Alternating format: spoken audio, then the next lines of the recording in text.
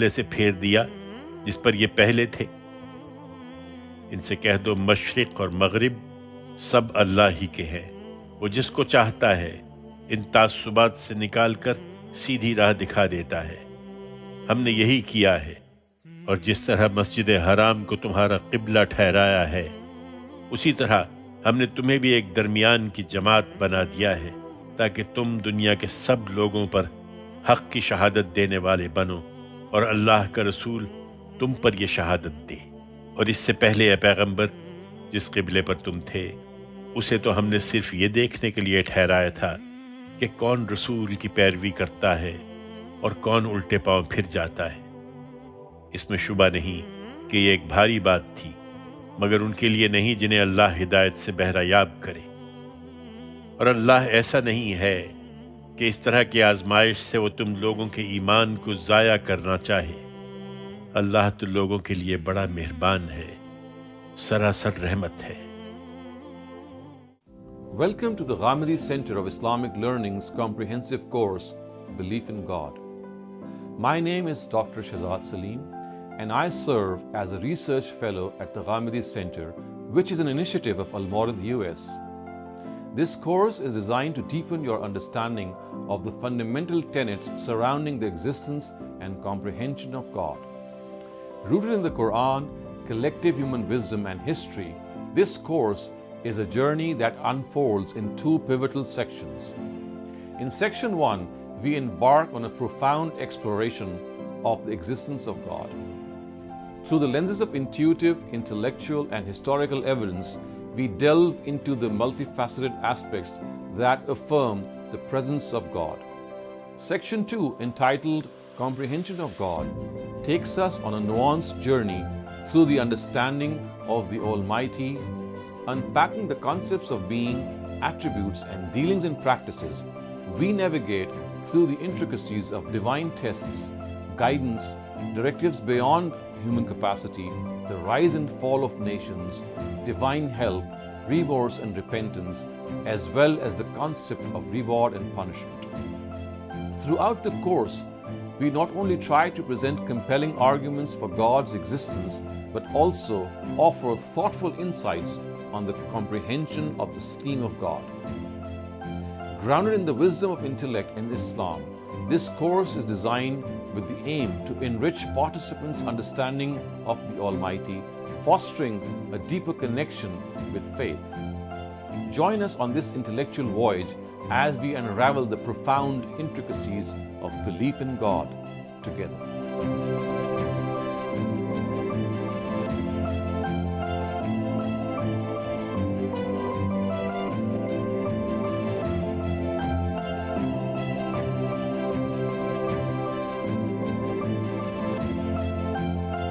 Zakat Calculator. Easily calculate your zakat with GCIL Zakat Calculator. Our intuitive zakat calculator guides you step by step and helps you determine the zakat you owe according to the Islamic principles, as has been explained by Javed Ahmed Ghamidi. There is no sign-up required and you easily can use our zakat calculator on our website or use the handy Ask Ghamidi app.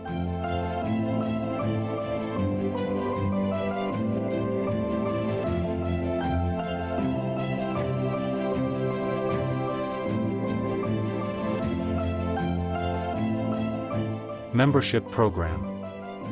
Unlock the opportunity to be part of the GCIL team.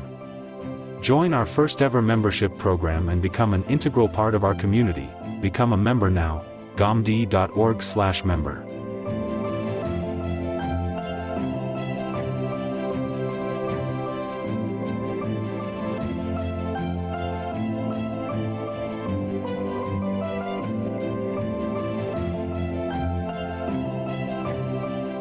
Sponsor dubbing. Support the English dubbing of our episode through cutting-edge AI technology. Join us in transforming our Urdu content into English, enabling a broader audience, particularly the younger English-speaking generation, to access valuable teachings of Islamic education. ghamdi.org/sponsor.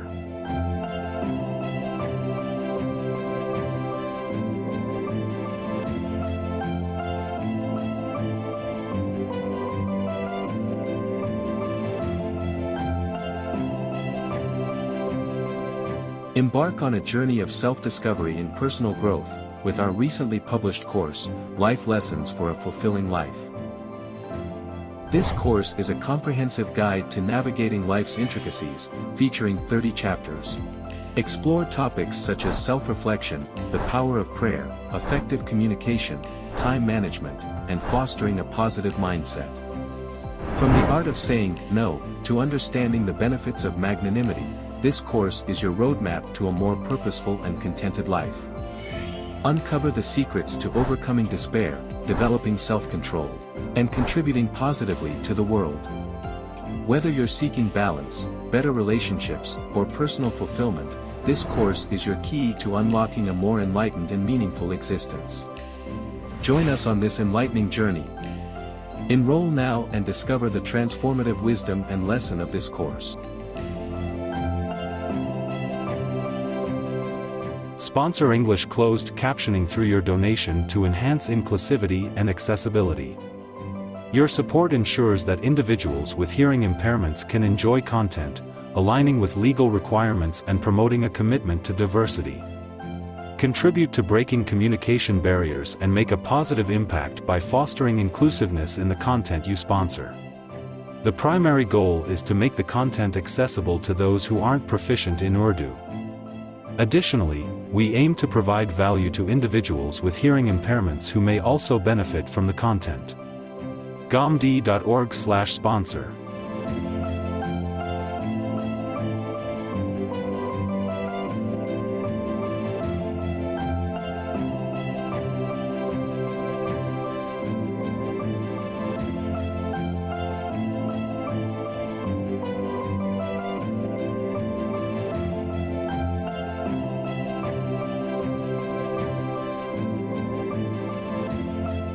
Welcome to the Ghamidi Center of Islamic Learning's comprehensive course, Belief in God.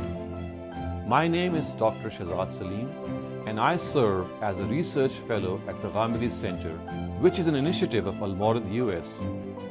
This course is designed to deepen your understanding of the fundamental tenets surrounding the existence and comprehension of God. Rooted in the Quran, collective human wisdom, and history, this course is a journey that unfolds in two pivotal sections. In Section 1, we embark on a profound exploration of the existence of God. Through the lenses of intuitive, intellectual, and historical evidence, we delve into the multifaceted aspects that affirm the presence of God. Section 2, entitled Comprehension of God, takes us on a nuanced journey through the understanding of the Almighty, unpacking the concepts of being, attributes, and dealings and practices. We navigate through the intricacies of divine tests, guidance, directives beyond human capacity, the rise and fall of nations, divine help, remorse and repentance, as well as the concept of reward and punishment. Throughout the course, we not only try to present compelling arguments for God's existence, but also offer thoughtful insights on the comprehension of the scheme of God. Grounded in the wisdom of intellect and Islam, this course is designed with the aim to enrich participants' understanding of the Almighty, fostering a deeper connection with faith. Join us on this intellectual voyage as we unravel the profound intricacies of belief in God together. Membership Program. Unlock the opportunity to be part of the GCIL team. Join our first ever membership program and become an integral part of our community. Become a member now. ghamidi.org/member.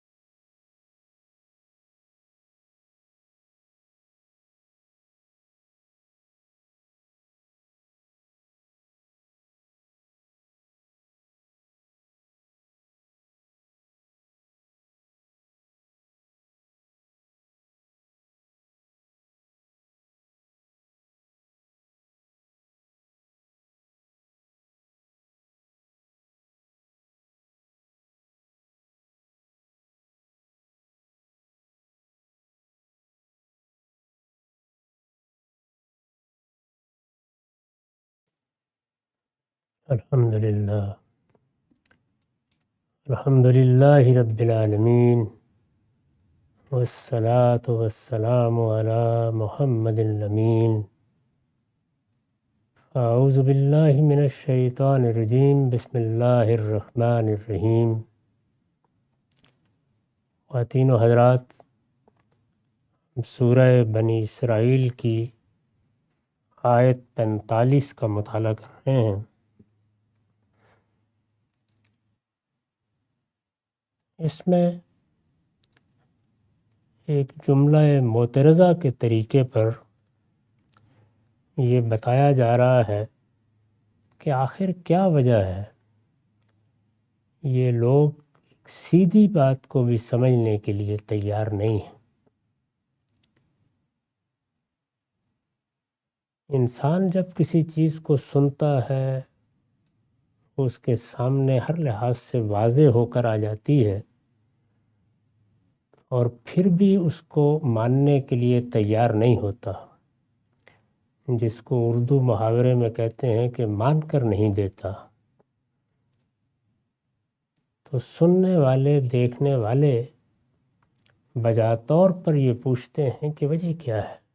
ایک چیز ہماری سمجھ میں آ رہی ہے، نہایت واضح ہے، اس میں کوئی معمولی سا بھی ابہام نہیں ہے، لیکن آخر یہ فلاں کی سمجھ میں کیوں نہیں آ رہی، فلاں گروہ کیوں اس سے اعراض کر رہا ہے؟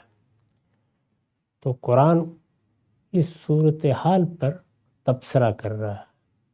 فرمایا ہے کہ وَإِذَا قَرَأْتَ الْقُرْآنَ جَعَلْنَا بَيْنَكَ وَبَيْنَ الَّذِينَ لَا يُؤْمِنُونَ بِالْآخِرَةِ حِجَابًا مَسْتُورًا۔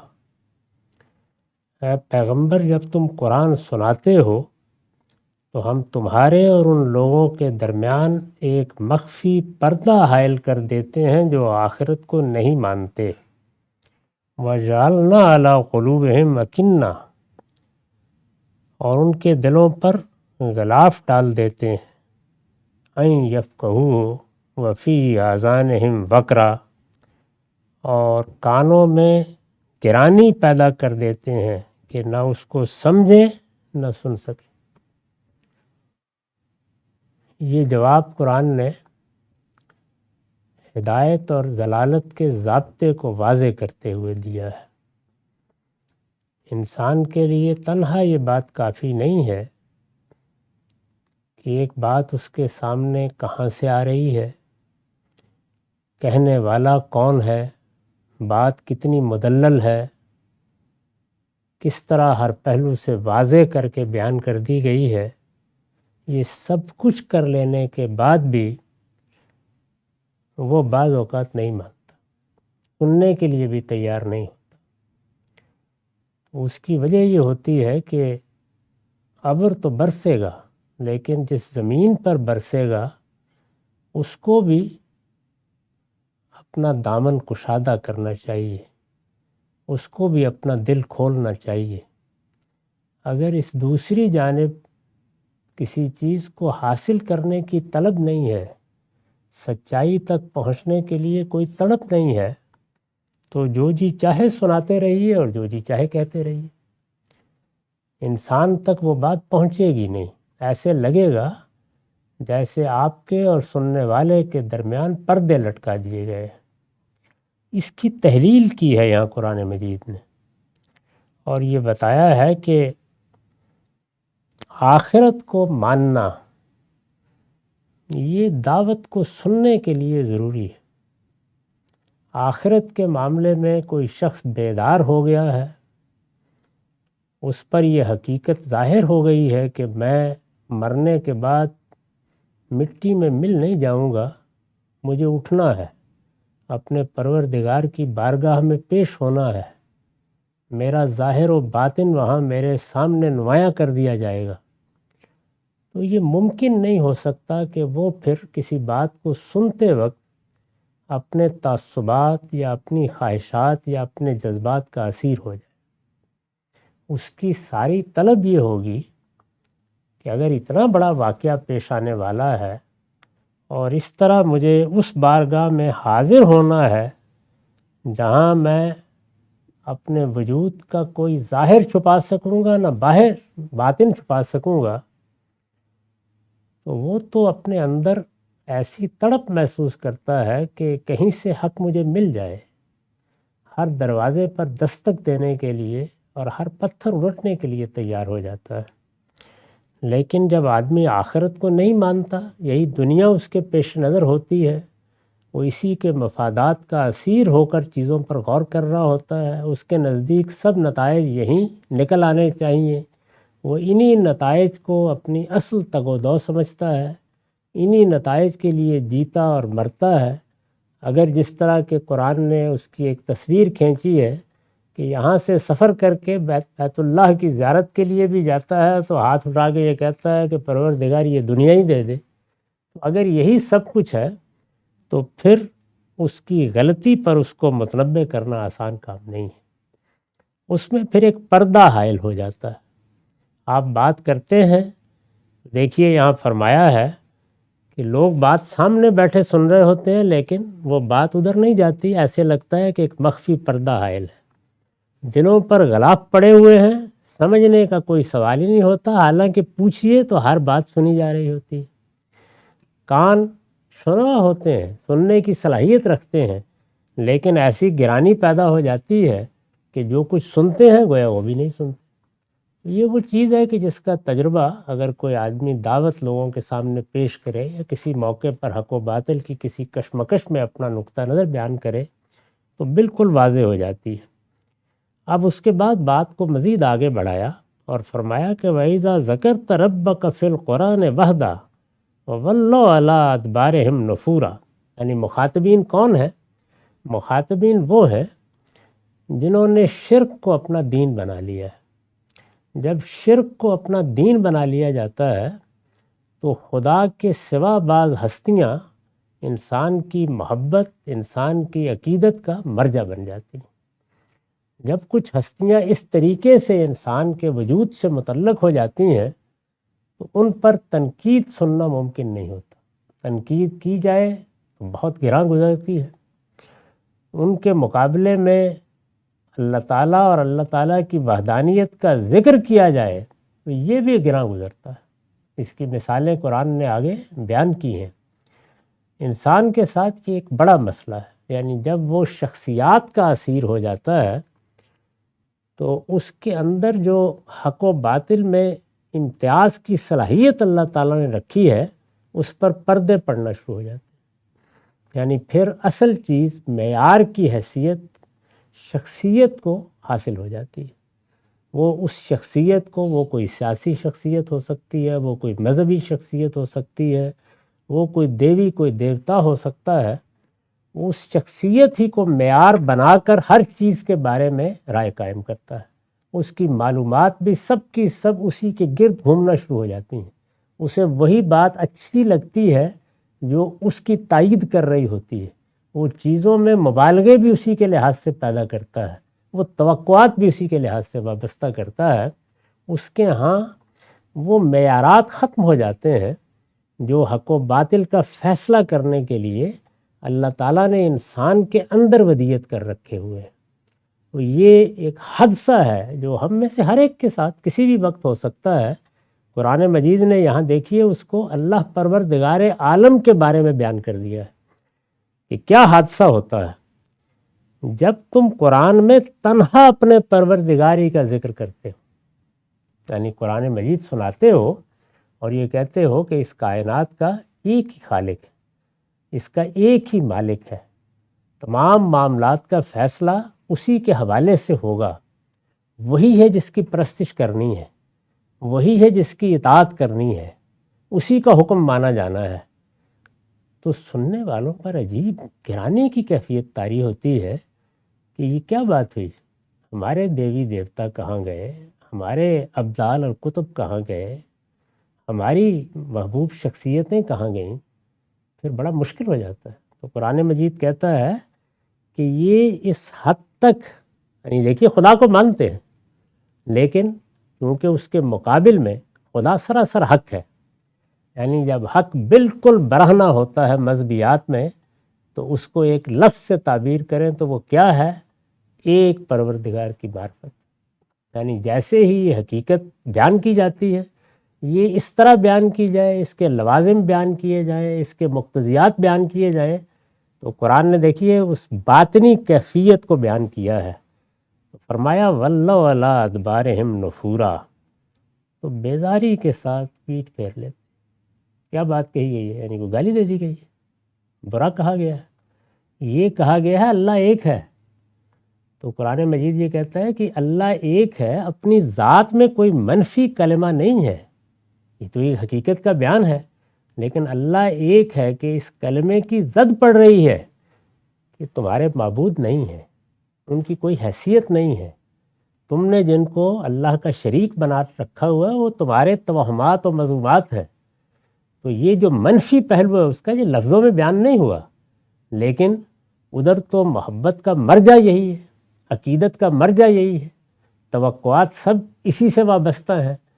تو انسان جس وقت بت بناتا ہے، وہ بت رہنماؤں کے ہوں، سیاسی زعماء کے ہوں، وہ مذہبی رہنماؤں کے ہوں، کسی کو بت بنا لیا جاتا ہے تو پھر حق اور باطل کی کشمکش میں انسان حق کے ذکر سے بھی نفرت محسوس کرتا ہے۔ اس کو قرآن نے یہاں بیان کیا ہے۔ اور دیکھیے جو الفاظ استعمال کیے ہیں وَلَّوْ عَلَىٰ أَدْبَارِهِمْ نُفُورًا، یعنی بات سننا سنانا، بات کرنا تو ایک طرف رہا، ایک عجیب بیزاری کی کیفیت کے ساتھ پیٹھ پھیر لیتے، سننے کے لیے تیار ہی نہیں ہے اس بات کو۔ تو اس سے گویا اس باطن سے پردہ اٹھا دیا ہے۔ کیا ہوتا ہے؟ انسان کو ہمیشہ بنیادی حقائق کی بنیاد پر زندگی بسر کرنی چاہیے۔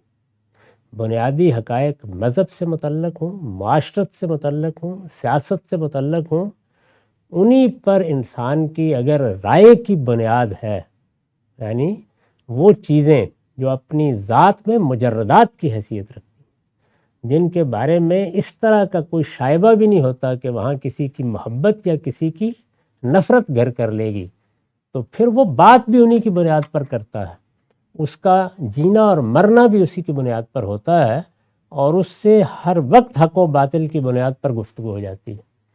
جب کوئی شخص اسیر ہو جاتا ہے، مذہبی شخصیات کا اسیر ہو جائے، سیاسی شخصیات کا اسیر ہو جائے، تجربہ کر کے دیکھ لیجئے، کچھ وقت کے بعد ہر شریف النفس آدمی اس کے سامنے بات کرنے سے گریز کرنے لگ جاتا ہے۔ اس کی وجہ یہ ہوتی ہے کہ بات کسی قاعدے پر، کسی ضابطے پر، کسی اصول پر، کسی اخلاقی مقدمے پر کی ہی نہیں جا سکتی۔ وہ بات انسان کے اندر جو جذباتی کیفیات ہیں اور جنہوں نے ایک بت بنا لیا ہے، انہی کے ساتھ ٹکرا کے واپس آ جاتی ہے، اس کو پہنچانا ممکن نہیں ہوتا۔ تو یہاں رسالت مآب صلی اللہ علیہ وسلم کی دعوت میں یہ حیثیت ان ہستیوں کو حاصل ہو گئی جنہیں لوگوں نے اللہ تعالیٰ کا شریک بنا لیا، یعنی فرشتوں کو اللہ کی بیٹیاں بنا لیا تھا۔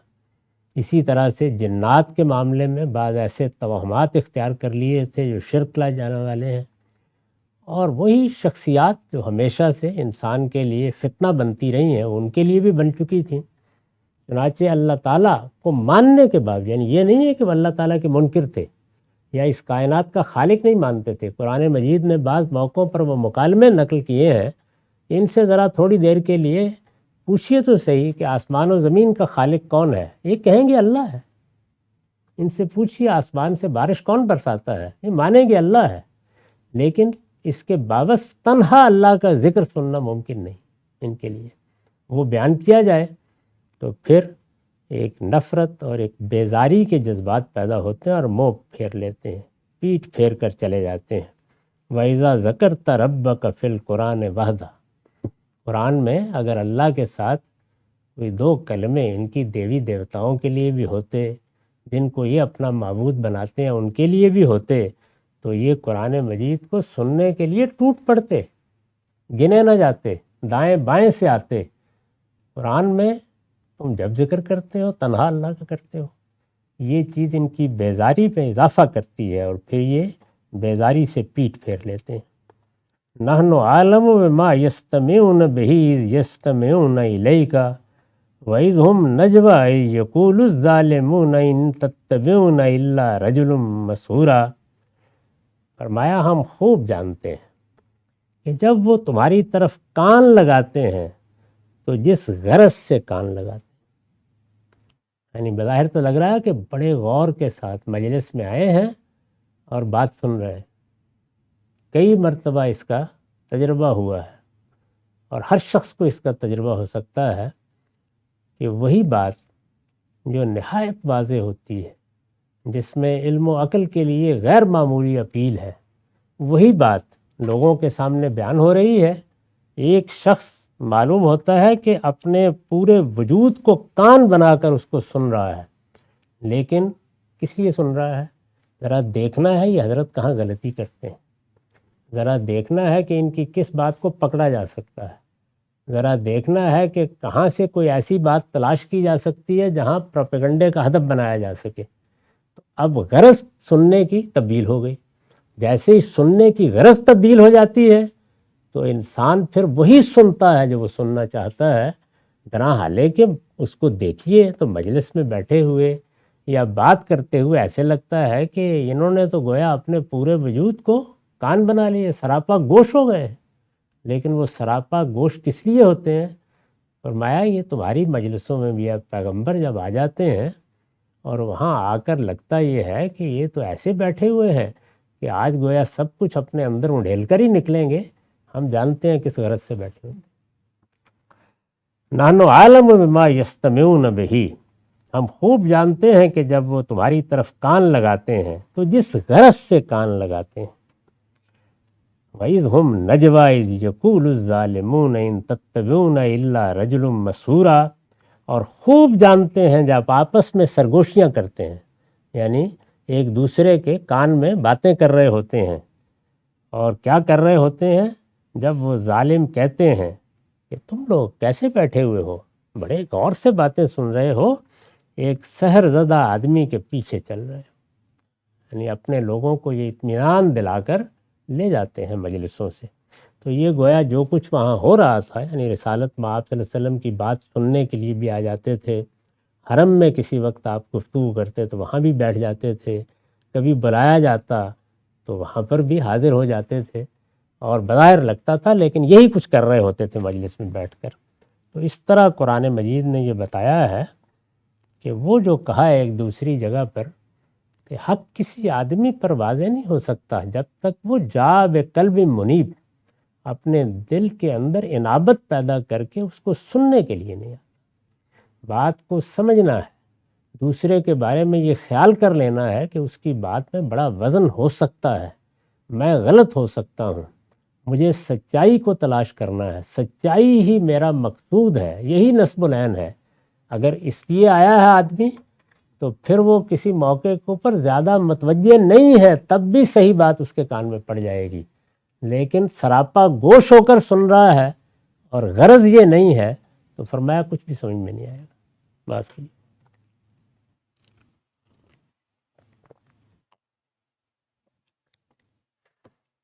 اس پر میں نے جو حواشی لکھے ہیں اس میں ایک تو اس حقیقت کو بیان کیا ہے کہ یہ جو کچھ یہاں بتایا گیا ہے یہ اس سنت الہی کا بیان ہے جس کے تحت جب کوئی شخص یا گروہ حق کے مقابلے میں سرکشی اختیار کر لیتا ہے، حق کے مقابلے میں سرکشی، حق سمجھ میں نہیں آ رہا، بات واضح نہیں ہے، سوالات پیدا ہو گئے ہیں، اس سے کوئی فرق نہیں پڑتا. یہ تو ایک سچے طالب علم کے مراحل ہیں، منازل ہیں، وہ انہی مراحل و منازل سے گزر کر صحیح بات تک پہنچتا ہے.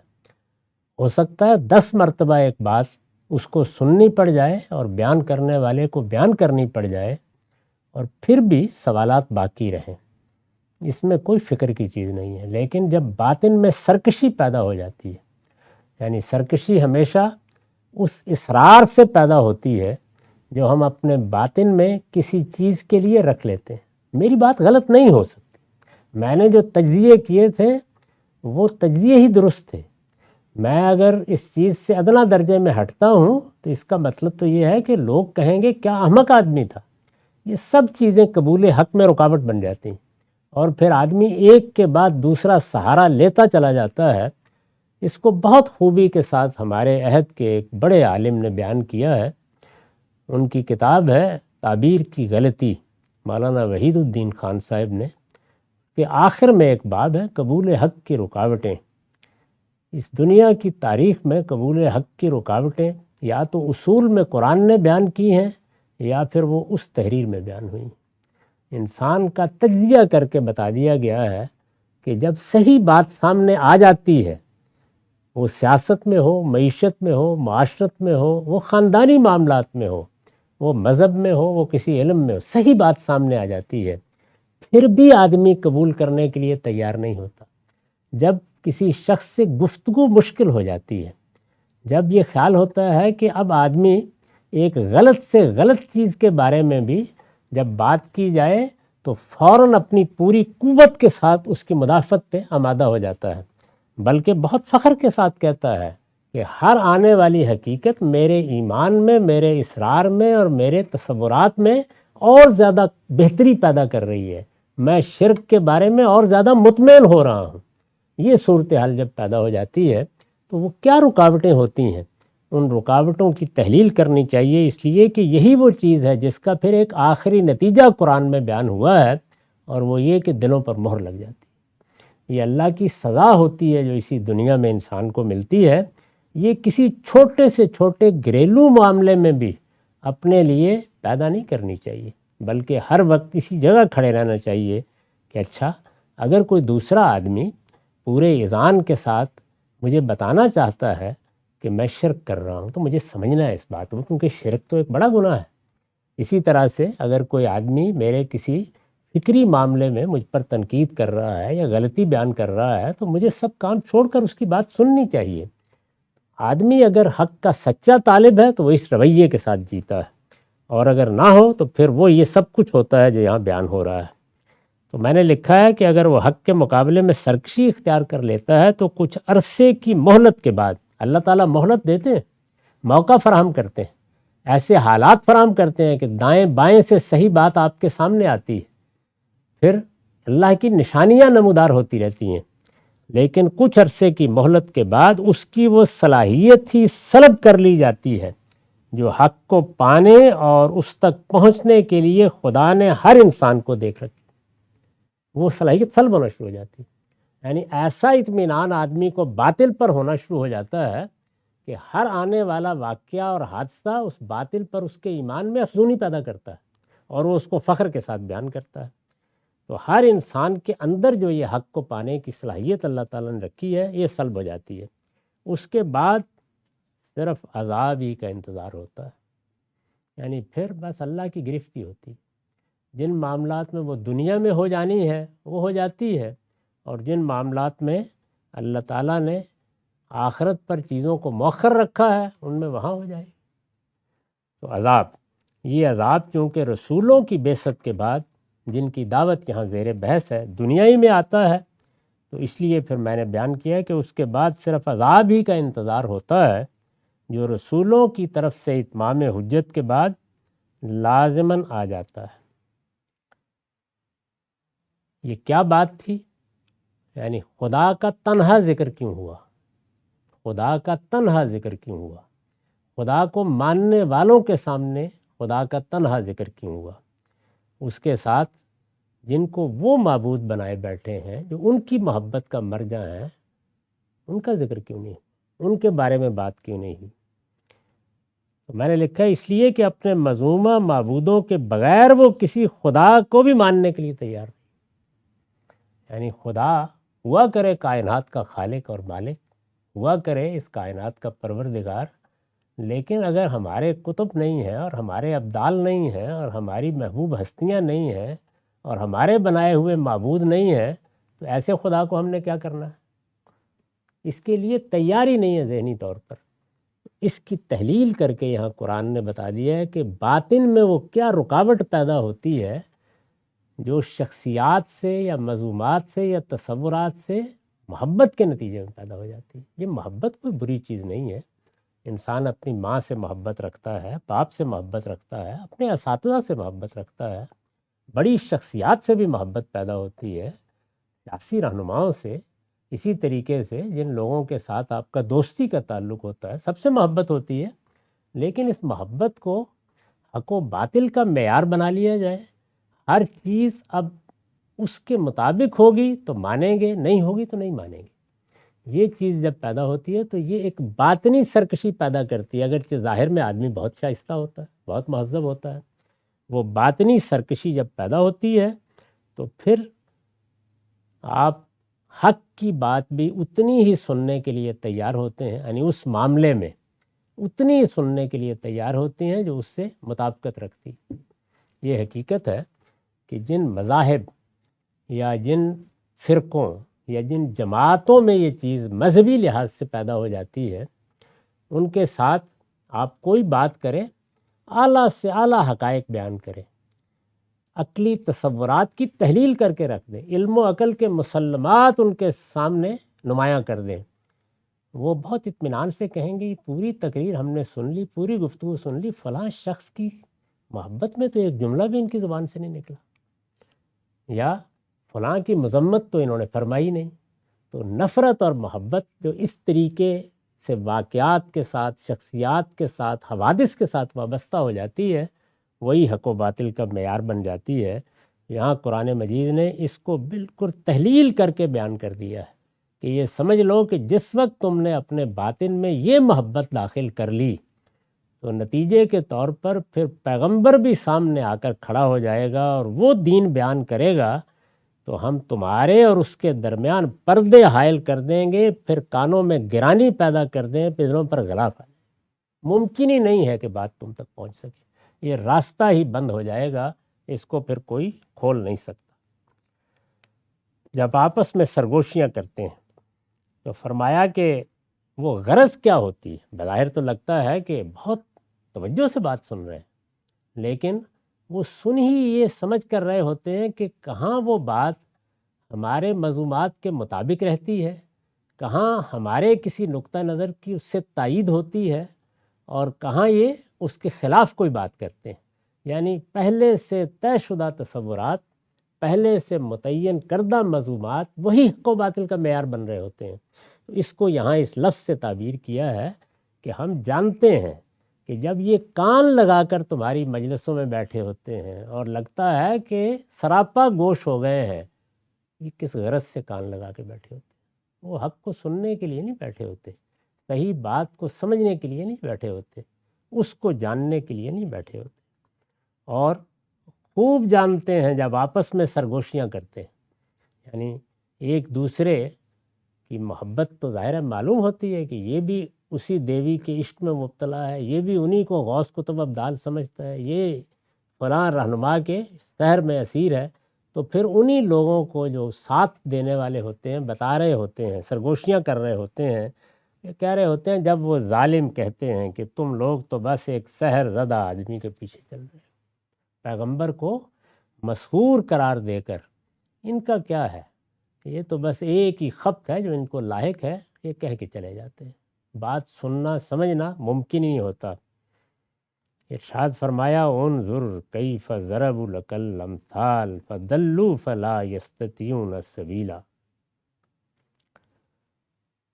استغفرک ربی واتوب الیہ۔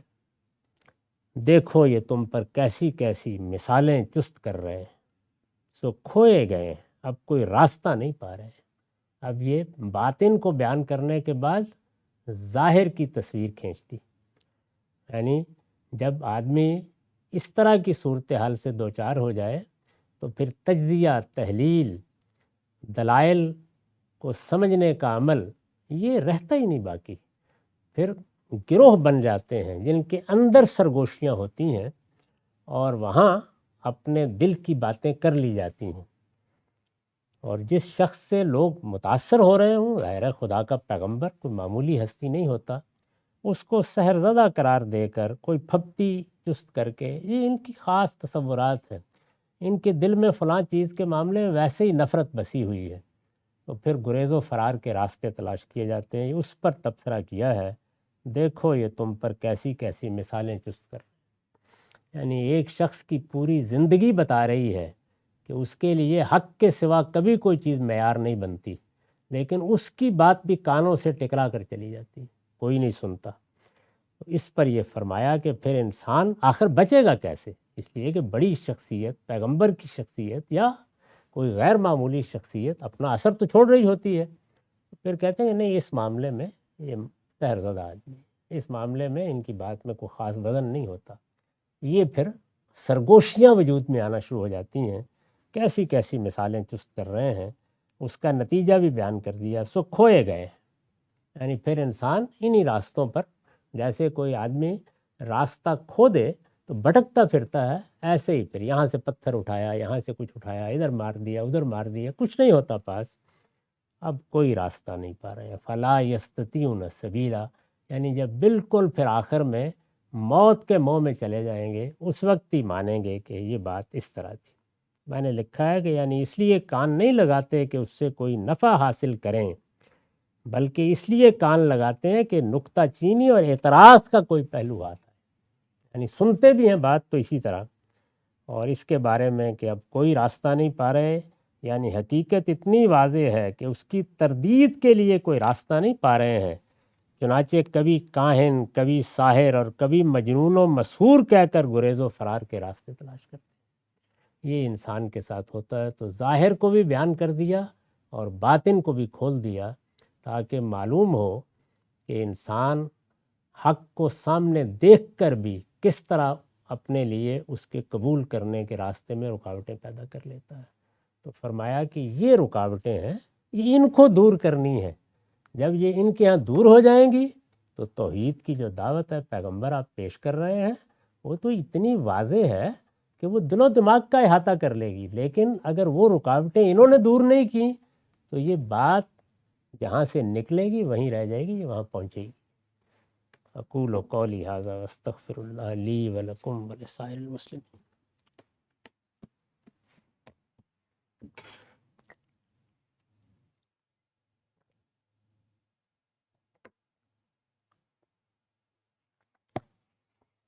بسم اللہ الرحمن الرحیم.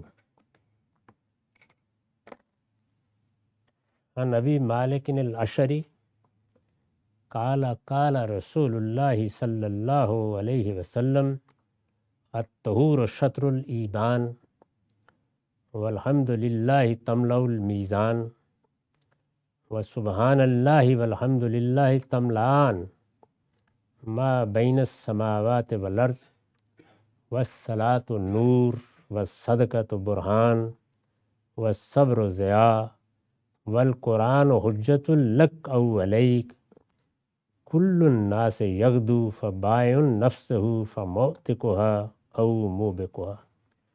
یہ مسلم کی روایت ہے اور میں اس کو مشکات سے پڑھ رہا ہوں، وہاں رقم ہے 281. ابو بالک اشعری بیان کرتے ہیں کہ رسالت مآب صلی اللہ علیہ وسلم نے فرمایا طہارت نصف ایمان ہے. الحمدللہ میزان کو بھر دیتا ہے. سبحان اللہ والحمدللہ دونوں بھر دیتے ہیں. زمین و آسمان کے درمیان جو کچھ ہے سب کو بھر دیتے ہیں. نماز نور ہے، صدقہ برہان ہے، صبر روشنی ہے. قرآن یا تمہارے لیے حجت ہے یا تم پر حجت ہے. اس کا آخری جملہ تو اس کمال کا جملہ ہے کہ بس داد دی جا سکتی ہے. رسالت مآب صلی اللہ علیہ وسلم سے جو چیزیں روایت ہوئی ہیں ان میں کوئی واقعہ بعض اوقات راوی اپنے لفظوں میں بیان کر دیتے ہیں، کوئی حکم ہے تو اس میں بھی اپنی تعبیر اختیار کر لیتے ہیں. لیکن جہاں خود رسول اللہ کے اپنے الفاظ روایت ہو گئے ہیں، یہ حقیقت ہے کہ قرآن مجید کی زبان میں اور قرآن کے ادب میں جو سحر ہے اس سے نیچے لیکن بہرحال ایک بے مثال کلام وجود میں آتا ہے. اب اس کو اگر آدمی عربی زبان جانتا ہو تو جیسے رسول اللہ نے مختلف چیزیں بیان کی ہیں، اور آخری جملہ بھی میں نے نہیں پڑھا، طہارت نصف ایمان ہے، طہور شطر الایمان والحمد للہ تملأ المیزان. دین کو اگر دیکھیے تو کیا چیز، میں بارہا عرض کر چکا ہوں کہ وہ سراسر تزکیے کی اور پاکیزگی کی دعوت ہے. یعنی دنیا میں کیا ہونا ہے، کیا نتیجہ نکلنا ہے، یہ سب ثانوی چیزیں ہیں.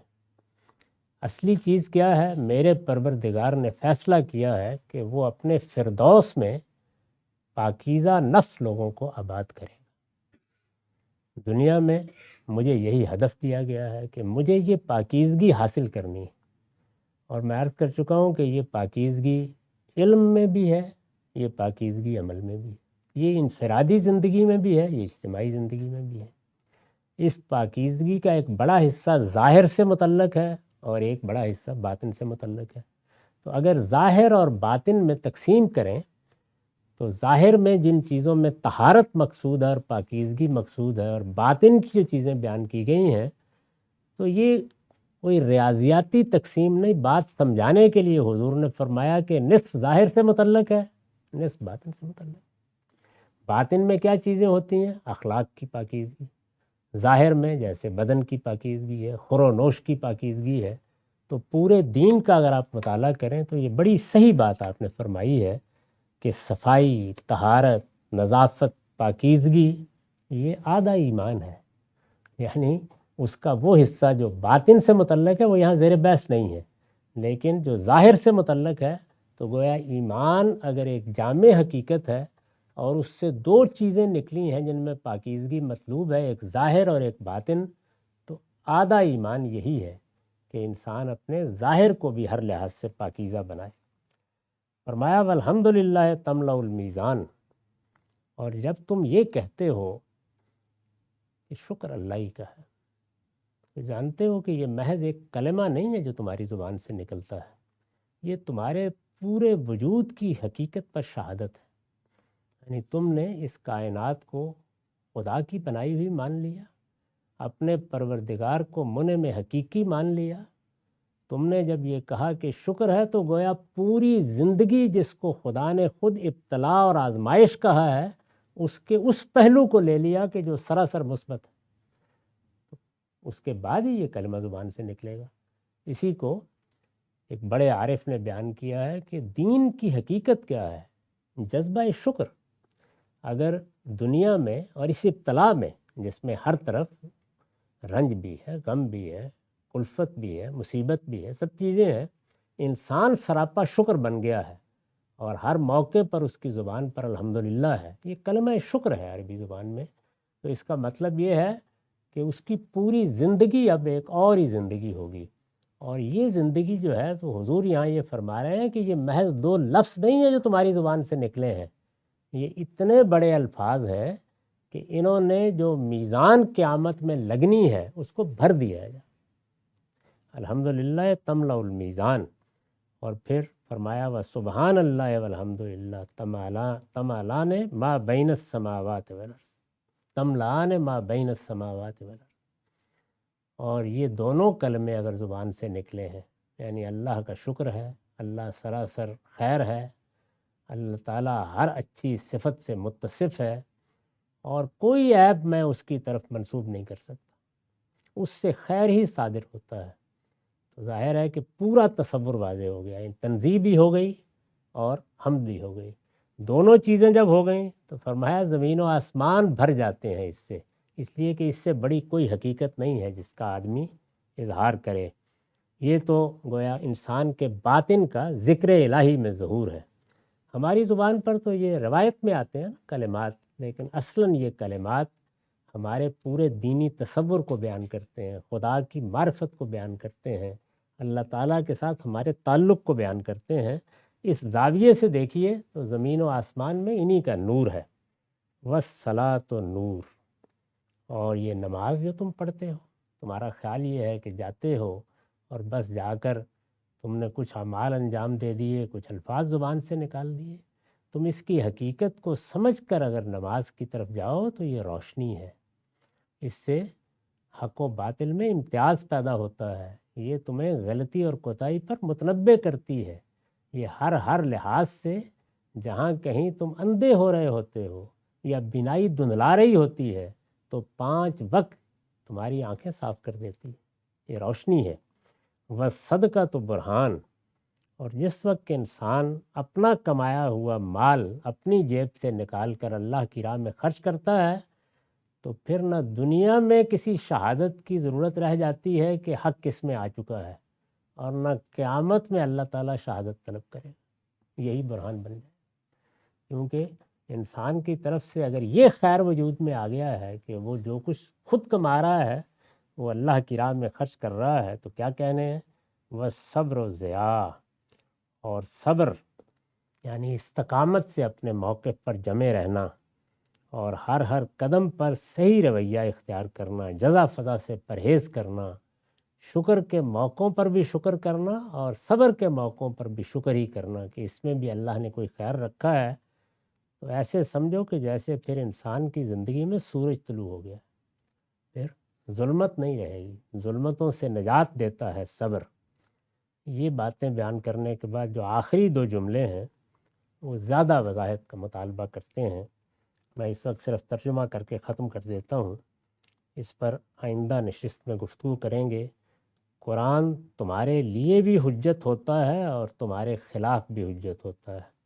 لوگ صبح کرتے ہیں تو دنیا کی منڈی میں اپنے آپ کو فبائع النفس بیچنے کے لیے پیش کر دیتے ہیں، پھر کوئی خریدار لے جاتا ہے اور لے جا کر آزاد کر دیتا ہے، اور کوئی خریدار لے جاتا ہے اور جا کر ہلاک کر دیتا ہے۔ حضور کا آخری جملہ یہ ہے، اور اس سے بلیغ جملہ پورے دین کو بیان کرنے کے لیے وجود میں نہیں آ سکا۔ اس پر گفتگو کریں گے۔ وآخر دعوانا الحمدللہ۔ اب 10 منٹ کا وقفہ۔ ابراہیم کی بنائی ہوئی مسجد کو اے پیغمبر ہم نے تمہارے لیے قبلہ ٹھہرانے کا فیصلہ کیا ہے، تو اب ان لوگوں میں سے جو احمق ہیں وہ کہیں گے انہیں کس چیز نے ان کے اس قبلے سے پھیر دیا جس پر یہ پہلے تھے؟ ان سے کہہ دو مشرق اور مغرب سب اللہ ہی کے ہیں، وہ جس کو چاہتا ہے ان تعصبات سے نکال کر سیدھی راہ دکھا دیتا ہے۔ ہم نے یہی کیا ہے، اور جس طرح مسجد حرام کو تمہارا قبلہ ٹھہرایا ہے اسی طرح ہم نے تمہیں بھی ایک درمیان کی جماعت بنا دیا ہے تاکہ تم دنیا کے سب لوگوں پر حق کی شہادت دینے والے بنو، اور اللہ کا رسول تم پر یہ شہادت دے۔ اور اس سے پہلے اے پیغمبر جس قبلے پر تم تھے اسے تو ہم نے صرف یہ دیکھنے کے لیے ٹھہرایا تھا کہ کون رسول کی پیروی کرتا ہے اور کون الٹے پاؤں پھر جاتا ہے۔ اس میں شبہ نہیں کہ یہ ایک بھاری بات تھی، مگر ان کے لیے نہیں جنہیں اللہ ہدایت سے بہرہ یاب کرے۔ اور اللہ ایسا نہیں ہے کہ اس طرح کی آزمائش سے وہ تم لوگوں کے ایمان کو ضائع کرنا چاہے۔ اللہ تو لوگوں کے لیے بڑا مہربان ہے، سراسر رحمت ہے۔ Welcome to the Ghamidi Center of Islamic Learning's comprehensive course, Belief in God. My name is Dr. Shahzad Salim, and I serve as a research fellow at the Ghamidi Center, which is an initiative of Al-Mawrid US. This course is designed to deepen your understanding of the fundamental tenets surrounding the existence and comprehension of God. Rooted in the Quran, collective human wisdom and history, this course is a journey that unfolds in two pivotal sections. In section 1, we embark on a profound exploration of the existence of God. Through the lenses of intuitive, intellectual, and historical evidence, we delve into the multifaceted aspects that affirm the presence of God. Section 2, entitled Comprehension of God, takes us on a nuanced journey through the understanding of the Almighty, unpacking the concepts of being, attributes, and dealings and practices. We navigate through the intricacies of divine tests, guidance, directives beyond human capacity, the rise and fall of nations, divine help, remorse and repentance, as well as the concept of reward and punishment. Throughout the course, we not only try to present compelling arguments for God's existence, but also offer thoughtful insights on the comprehension of the scheme of God. Grounded in the wisdom of intellect and Islam, this course is designed with the aim to enrich participants' understanding of the Almighty, fostering a deeper connection with faith.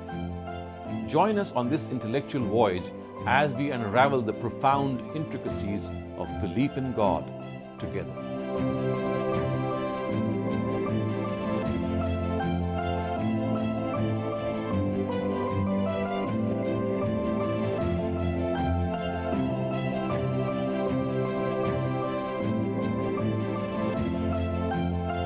Zakat Calculator. Easily calculate your zakat with GCIL Zakat Calculator. Our intuitive zakat calculator guides you step by step and helps you determine the zakat you owe according to the Islamic principles, as has been explained by Javed Ahmed Ghamidi. There is no sign-up required and you easily can use our zakat calculator on our website or use the handy Ask Ghamidi app.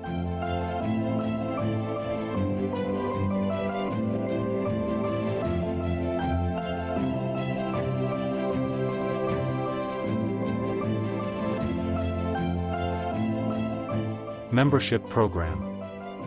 Unlock the opportunity to be part of the GCIL team. Join our first ever membership program and become an integral part of our community. Become a member now. ghamidi.org/member.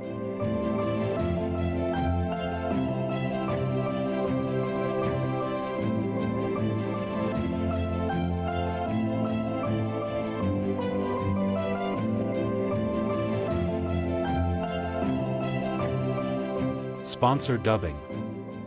Support the English dubbing of our episode through cutting-edge AI technology. Join us in transforming our Urdu content into English, enabling a broader audience, particularly the younger English-speaking generation, to access valuable teachings of Islamic education. ghamidi.org/sponsor.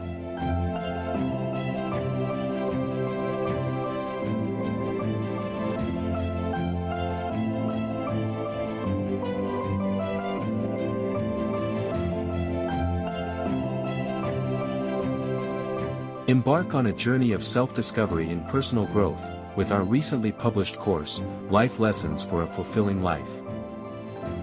This course is a comprehensive guide to navigating life's intricacies, featuring 30 chapters.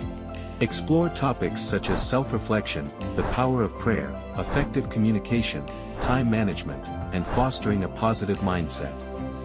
From the art of saying no, to understanding the benefits of magnanimity, this course is your roadmap to a more purposeful and contented life.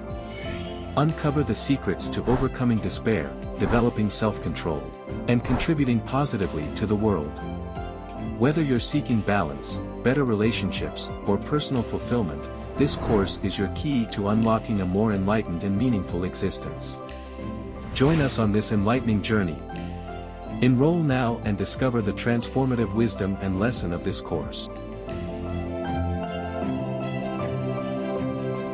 Sponsor English closed captioning through your donation to enhance inclusivity and accessibility.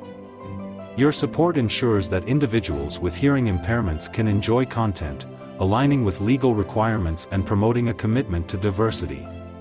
Contribute to breaking communication barriers and make a positive impact by fostering inclusiveness in the content you sponsor. The primary goal is to make the content accessible to those who aren't proficient in Urdu.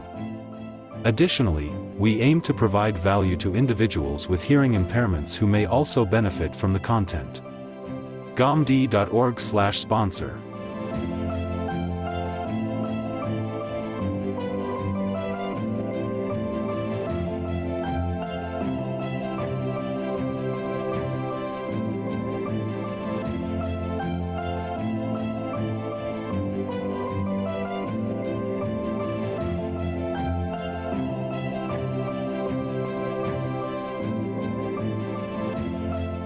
Welcome to the Ghamidi Center of Islamic Learning's comprehensive course, Belief in God. My name is Dr. Shahzad Salim, and I serve as a research fellow at the Ghamidi Center, which is an initiative of Al-Mawrid US. This course is designed to deepen your understanding of the fundamental tenets surrounding the existence and comprehension of God. Rooted in the Quran, collective human wisdom, and history, this course is a journey that unfolds in two pivotal sections. In Section 1, we embark on a profound exploration of the existence of God. Through the lenses of intuitive, intellectual, and historical evidence, we delve into the multifaceted aspects that affirm the presence of God. Section 2, entitled Comprehension of God, takes us on a nuanced journey through the understanding of the Almighty, unpacking the concepts of being, attributes, and dealings and practices. We navigate through the intricacies of divine tests, guidance, directives beyond human capacity, the rise and fall of nations, divine help, remorse and repentance, as well as the concept of reward and punishment. Throughout the course, we not only try to present compelling arguments for God's existence, but also offer thoughtful insights on the comprehension of the scheme of God. Grounded in the wisdom of intellect and Islam, this course is designed with the aim to enrich participants' understanding of the Almighty, fostering a deeper connection with faith. Join us on this intellectual voyage as we unravel the profound intricacies of belief in God together. Membership Program. Unlock the opportunity to be part of the GCIL team. Join our first ever membership program and become an integral part of our community. Become a member now. ghamidi.org/member.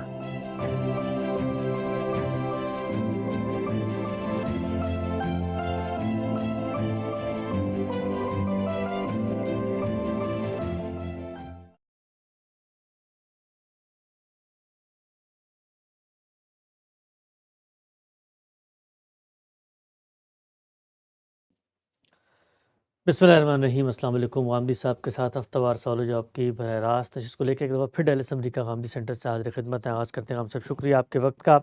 Pakistan की तारीख़, पाकिस्तान के सियासी हालात, बुनियादी अक़दार, values के ऊपर गामदी साहब से हम इस्तिफ़ादे के सफ़र का आगाज़ किया था। जानने की कोशिश की थी कि आइन की बालादस्ती हो, कानून की हुक्मरानी हो, लोगों का हक़ खुदरादी हो, या फिर जमहूरियत की बुनियादी रिवायात हों, उनके ऊपर हम कैसे अमल दरामद कर सकते हैं। मुख्तलिफ़ नज़रियात जो इस मौजू से मुतल्लिक़ पेश किए जाते हैं, उन नज़रियात को उनकी मेरिट की बुनियाद पर डिस्कस कर रहे थे। शख्सियात और अफराद से ऊपर उठ के अक़दार और वैल्यूज़ पर तबसरा तलब करते हैं। हम सब आगे बढ़ाता हूँ सिलसिला गुफ्तगू को। ये बयान कीजिएगा आपकी ज़ुबानी। हमने बहुत दफ़ा सुना है कि इनकलाब का जो लफ्ज़ है इसको आप मोहलिक समझते हैं। इनकलाबी तब्दीली जो है वो मज़ीद ख़तरनाक करती है सोसाइटी को, उसकी शराज़ाबंदी करती है और कभी भी पायदार नहीं होती। लोग ये कहते हैं कि सर उठा के जीने का जो एक मुहर्रिक है दुनिया में वो यही है कि आप इनकलाबी जज्बात को उभारें। ख़ुद हमारा मुल्क कहा जाता है कि जी उसी इनकलाबी नारे की वजह से वजूद पजीर हुआ कि पाकिस्तान का मतलब क्या, ला इलाहा इल्लल्लाह। तो जब आप इनकलाब की बात करते हैं लोगों को बड़ा ताज्जुब होता है कि गामदी साहब जैसे शख्सियत जो आम तौर पे स्टेटस को जो मजहबी अशराफिया है उनके नुक्ता नज़र को तो वो मानते नहीं है, वहाँ पर बिल्कुल ठीक ठीक बात करते हैं, लेकिन जब सियासत की बात आती है तो वहाँ पर कहते हैं तदरीज से, हिकमत अमली से चीज़ों को देख भाल के आपको चलना है, तो वक्त के साथ साथ मामला ठीक होंगे। वहाँ पर इनकलाब की नफ़ी कर देते हैं। दुनिया के अंदर भी इनकलाबात आए हैं, लोगों ने उससे फ़ायदा भी उठाया है। मेरा ख़्याल है कि सवाल का जवाब आपने खुद ही दे दिया। मज़हब हो, इल्म हो, वहाँ हक़ व बातिल की बुनियाद पर गुफ्तगू होती है। मुझसे अगर आप किसी सियासी मामले में, किसी मज़हबी मामले में या किसी खालिस इल्मी मामले में ये पूछेंगे कि ये चीज़ सही है, ये चीज़ गलत है, तो वहाँ ये नहीं देखा जाता कि कहने वाला कौन है, किसके बारे में है।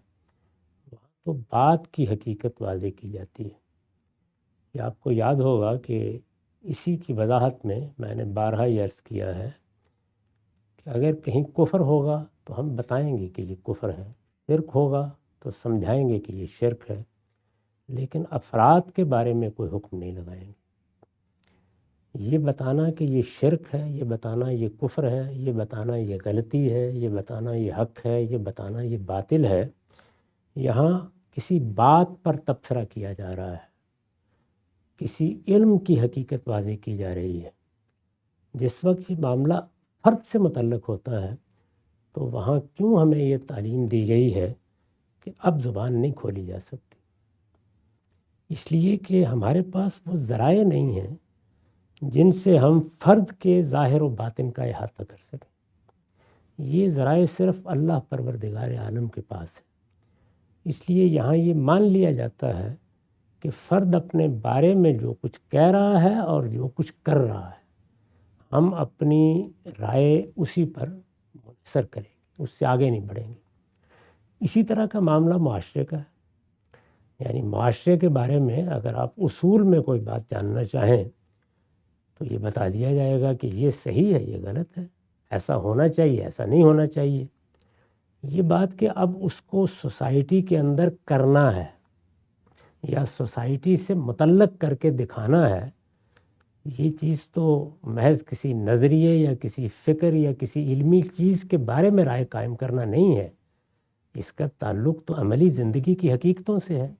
جب آپ عملی زندگی کی حقیقتوں سے متعلق ہوتے ہیں تو وہاں آپ کو یہ دیکھنا ہوتا ہے کہ کیا کسی چیز کا لوگوں سے متعلق کرنا باعث فساد ہوگا یا باعث خیر ہوگا، یعنی وہاں نتائج کو سامنے رکھا جاتا ہے ہر حال میں۔ عملی زندگی کو اگر آپ نتائج سے غیر متعلق کریں گے تو آپ اتنی ہی بڑی حماقت کریں گے جو اگر آپ علمی معاملات کو نتائج سے متعلق کر دیں۔ بہت اہم نقطہ۔ یعنی وہاں نتیجے کی کوئی حیثیت ہی نہیں، جو نتیجہ چاہے نکلے، ہو سکتا ہے کوئی مار دے آپ کو، کوئی بات سننے کے لیے بھی تیار نہ ہو، ساری دنیا آپ سے اختلاف کرنے کے لیے نکل کھڑی ہو، اس سے کوئی فرق نہیں پڑتا، کیونکہ وہاں حق اور باطل میں امتیاز کر کے دکھانا ہے۔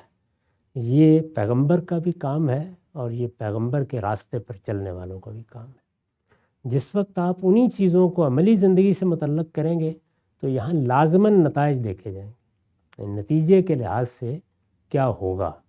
اسی اصول کو سامنے رکھ کر آپ جانتے ہیں کہ میں نے یہ بتایا تھا کہ رسالت مآب صلی اللہ علیہ وسلم کے بعد جب خلافت راشدہ کا ایک نظم قائم ہو گیا اور پھر اس میں اضمحلال پیدا ہوا تو اس کو روکنے کے لیے جن لوگوں نے تلوار اٹھائی ان کو کس صورتحال سے سابقہ پیش آیا، یعنی وہ نتائج سے بے پرواہ ہو کر جب میدان میں نکلے تو اس سے صالحین کی پے در پے اموات ہوئیں، سوسائٹی ان سے خالی ہونا شروع ہو گئی۔ استبدادی حکومت بجائے اس کے کہ نرمی کی طرف جائے زیادہ سختی کی طرف چلی گئی، اور ایک دو نہیں سینکڑوں کی تعداد میں اس طرح کی کاوشیں پہلی صدی کی ابتدا میں ہوئیں، سب کی سب ناکام ہو گئی۔ چنانچہ مسلمانوں کے علم نے اس وقت بالاجماع یہ فیصلہ کیا کہ اس طرح کے کام نہیں کیے جائیں گے، اس سے صرف فساد پیدا ہوا ہے اور کوئی چیز بھی اس سے حاصل نہیں ہوئی۔ ہمارے سامنے دنیا میں جو بڑے انقلاب آئے ہیں ان سے بھی استبداد نے جنم لیا ہے، یعنی سوسائٹی کے اندر کچھ دور رس تبدیلیوں میں تو ہر حادثہ اپنا کردار ادا کرتا ہے۔ وہ زلزلے بھی آتے ہیں تو یہ کہا جاتا ہے کہ بعض اوقات زمین زیادہ زرخیز ہو جاتی ہے، لیکن زلزلہ بہرحال اپنی قیمت وصول کرتا ہے، وہ آئے گا تو نہ بچے دیکھے گا نہ بڑے دیکھے گا، اس کے نتائج ہیں۔ تو کیا کبھی آپ یہ بات کرتے ہیں کہ زمین چونکہ زرخیز ہو جاتی ہے تو اس لیے ایک زلزلہ نہ برپا کر کے دیکھا جائے؟ ایسا نہیں کرتے نا۔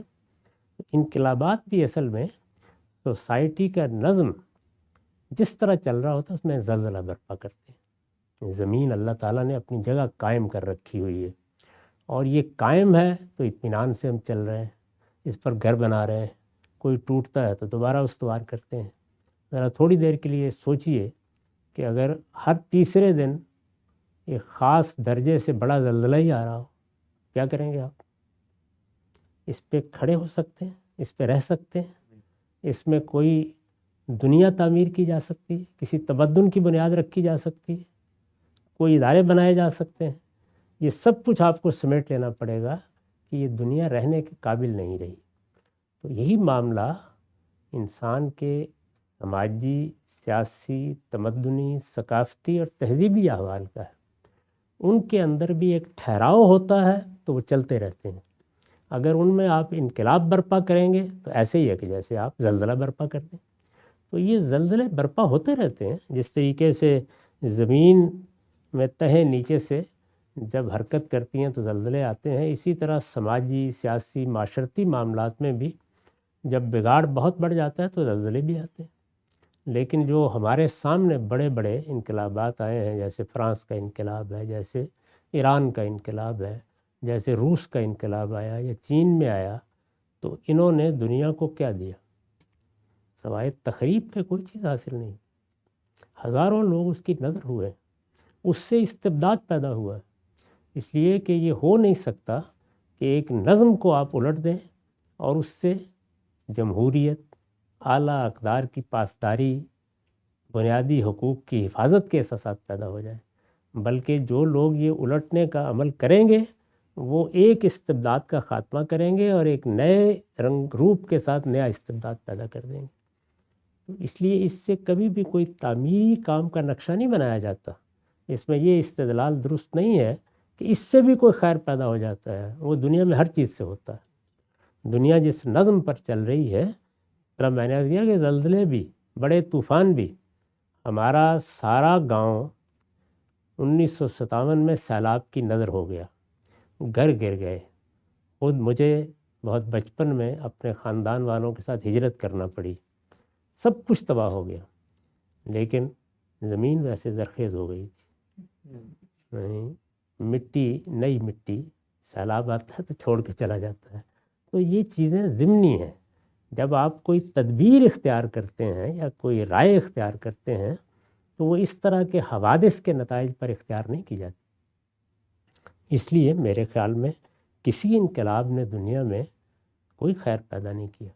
اسی طرح جب چھوٹی چھوٹی سلطنتیں بار بار تخریب کا شکار ہوتی ہیں، ذرا اندازہ کیجئے کہ جس زمانے میں عالمگیر کے بعد افغانستان کے راستے سے پے در پے حملے ہوتے تھے، لوگوں کا حال کیا ہو گیا.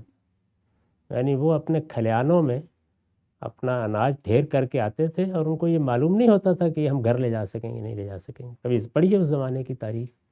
ہوتا کیا تھا، حوصلہ مند لوگ ہیں، ان میں سے ایک نکل آیا، اس نے کہا چلیے چلتے ہیں، ذرا ہندوستان سونے کی چڑیا ہے، ہم بھی اس میں سے اپنا حصہ وصول کر لیتے ہیں.